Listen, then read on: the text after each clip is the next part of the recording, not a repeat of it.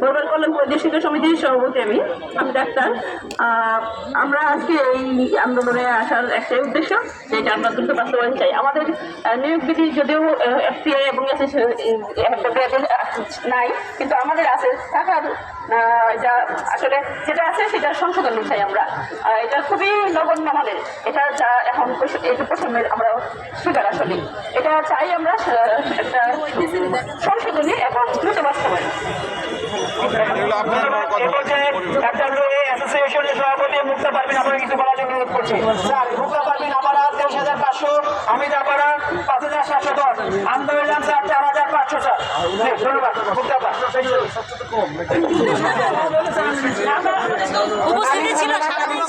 জানাচ্ছি আমাদের ডিসি মহোদয়কে আমাদের সামনে উপস্থিত হওয়ার জন্য, এবং আমি ওনাকে বলতে চাই আপনার মাধ্যমে আমরা প্রধান উপদেষ্টা বরাবর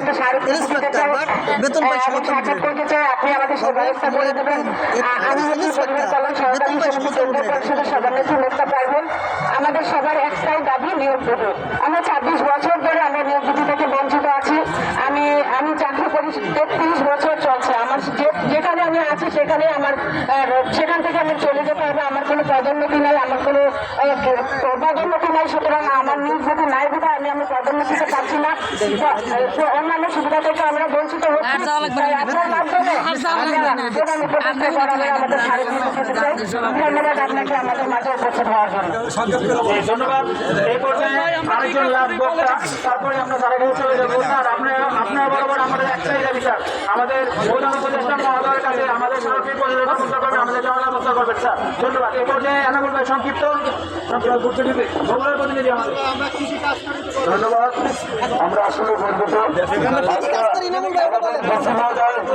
আমরা পেয়েছি আসলে, এবং স্যারের বাসাও কিন্তু বগুড়ায়। আমরা তার কাছ থেকে আরো প্রত্যাশা আমাদের, আমরা তার মাধ্যমে একটাই আমাদের কথা, আমাদের দাবি কিন্তু স্যার অর্থনৈতিক সরকারের সংশ্লিষ্ট করে যাবে না। এখানে স্যার আমাদের চাকরির যে মৌলিক অধিকার, আমাদের সেই মৌলিক অধিকার সকল সরকারজীবী চাকরিজীবীর জন্য সেই নিয়োগ বিধিটা আছে, আমাদের নাই। এই নিয়োগ বিধিটা আমরা যেন দ্রুত আমাদের বাস্তবায়ন করে এই জন্য মাননীয় প্রধান উপদেষ্টার কাছে আমাদের সাক্ষাৎ করে দেওয়ার জন্য আপনাকে বিনীত অনুরোধ করছি। ধন্যবাদ সবাইকে। আসসালামু আলাইকুম। আমি একবার বলে নেই। জি স্যার।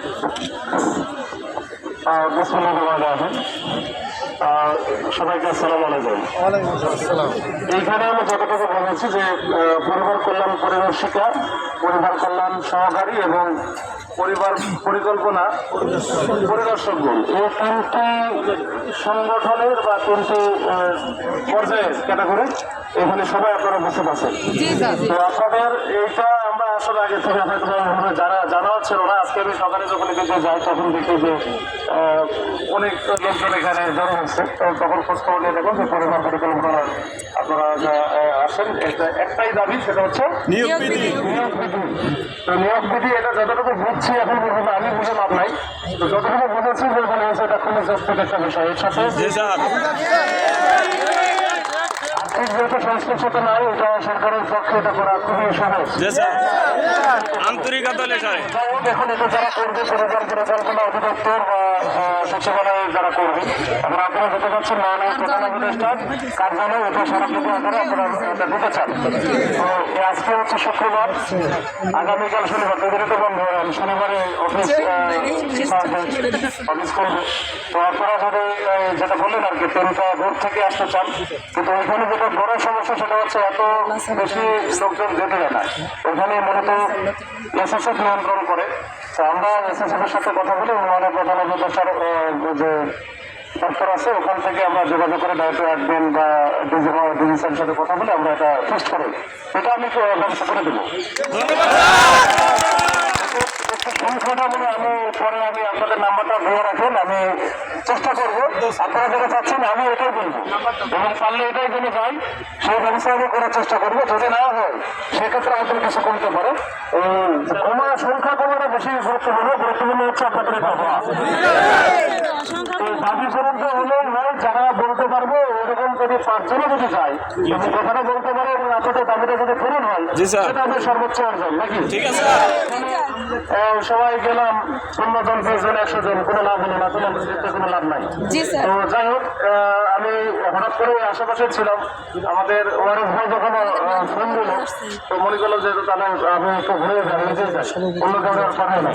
তো আমি বুঝে আসলাম তারপরে যারা বিভিন্ন প্রান্তের থেকে আসছেন, যারা বাংলাদেশের এই তারের উপরে কেউ পাড়া দিয়ে না। অনেক কষ্ট করে আসছেন, আপনারা চলে যান। আপনাদের সেই প্রতিনিধি যারা তারা থাকতে পারেন না, তারা সঙ্গে ঘরে আসতে পারেন। আমি কথা বলি, এটা ইনশাল্লাহ আমি ব্যবস্থা করে দেবো। স্যার আপনাকে সর্বোপরি আমরা ধন্যবাদ এবং কৃতজ্ঞতা জানাচ্ছি স্যার, আপনি আমাদের মাঝে আপনাদের মূল্যবান সময় নষ্ট করেন স্যার, অসংখ্য ধন্যবাদ স্যার। ইনশাআল্লাহ স্যার আমরা আপনার মাধ্যমে আমাদের নিয়োগ